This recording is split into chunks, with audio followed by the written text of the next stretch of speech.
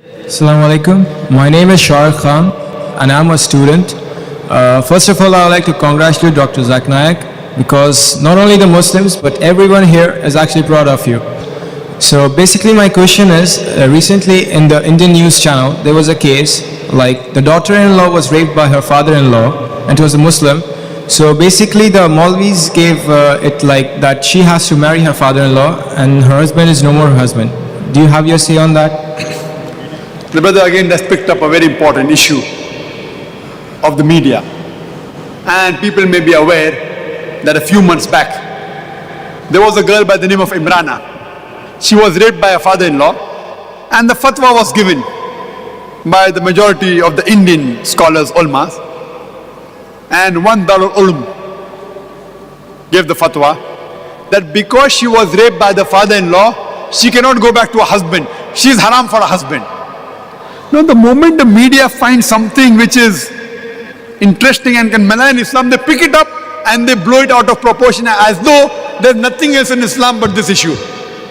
So the Indian press, what they did, most of the channels carried this news, that the ulmas, the shuyukhs, the maulanas of Islam, they say a girl, she is raped by the father-in-law, she's a victim. But what does Islam say? Instead of supporting her, now Islam is telling she cannot go back to her husband. She is haram for the husband. And they use this news and they blew it out of proportion even till this day today. Again, I always say that if you don't know how to answer the media, the people should be trained. And later on, after a few weeks, there was some other Muslim scholars who said, no, she is not haram for the husband, she can go to her husband. Whoever is giving fatwa that she is haram for the husband is wrong. We are fighting like cats and dogs in front of the non-Muslims. We are washing our dirty linen in public. The joke is that both the groups of scholars are quoting the same verse of the Quran to give a fatwa. The group of scholars who say that she is haram for the husband, they are quoting a verse from the Quran from Surah Nisa, chapter number 4, verse number 22, which says that you cannot do nikah with the woman who your father has done nikah with. Now in Arabic, nikah has got two meanings. One meaning is marriage and the other meaning is sexual intercourse. And you ask any Arab who is well versed with Arabic, he'll tell you yes, nikah has got two meanings. One is marriage, the other is sexual intercourse. Now this first group of scholars, which are in majority belonging to a group of Darul Ulum, they take the meaning of nikah as sexual intercourse.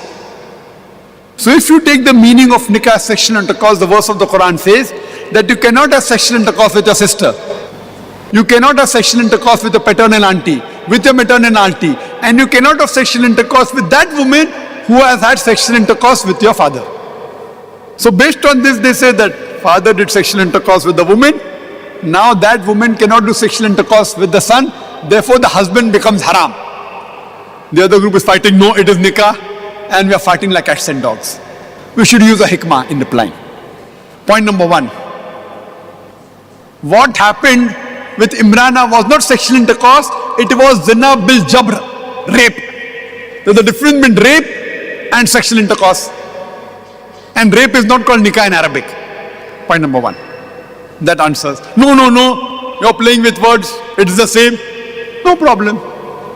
See, as I told you, if someone says something wrong, there's a technique of debating. If someone says 2 plus 2 is equal to 5, instead of arguing, I will say, okay, take 200,000 dirhams, take 200,000 dirhams, now give me 500,000 dirhams. He'll say, no. Turn the tables over. So when I was asked this question, I told that I agree with you for sake of argument, that nikah means sexual intercourse. So the verse of the Quran would read that you cannot have sexual intercourse with your sister, with your paternal auntie, with your maternal auntie, and with the woman who has had sexual intercourse with your father.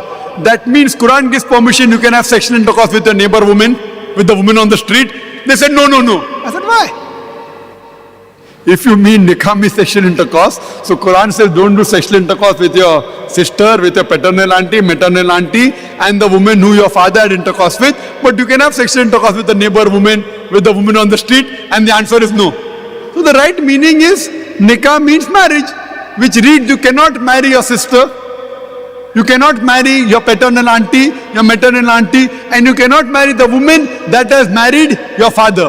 But surely you can marry the neighboring woman. You can marry the woman on the street. So with hikmah, without fighting who is right, you give this, and no ulama will ever say that you can do sexual intercourse zina with a girl on the street. So use your hikmah and the problem is solved. But unfortunately we are fighting like cats and dogs in front of the media and making a mockery of Islam. Hope that answers the question. Thank you very much, sir.